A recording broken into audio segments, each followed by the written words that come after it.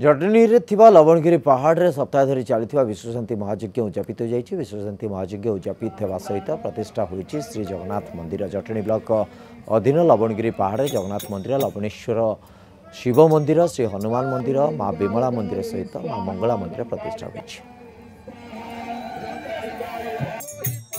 आज सकाळु द्वार फिटा जाई मंगल आरती तड़प लगी अवकाश एवं गोपाल बल्लभ धूप सरीबा परे महाप्रभुंकर सकाळ धूप सरी एठाकू आसुथबा हजार हजार लक्ष लक्ष भक्तों द्वारा दिन तमाम महाप्रभुंकर एही सर्वसाधारण दर्शन चली। जगन्नाथ आशीर्वाद आम उपर आसी आम यहाँ कर योग्यता आमको मिली। निश्चित भाव में ये अंचल गर्व हम, ओडिशार गर्व हम, इंडिया मानचित्र भितर यहाँ नवाई आम समस्त प्रयास करूँ। सुंदर चारिटी मंदिर निर्माण है। हनुमान जी को मंदिर, जगन्नाथ जी मंदिर, शिव मंदिर है, लक्ष्मी जी विमला जी मंदिर, 5टी भव्य मंदिर तैयारी है।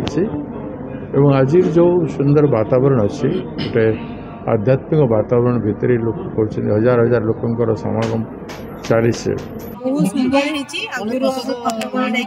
बर्तन भी सुंदर आम एरिया दर्शन करके बहुत ही शांति।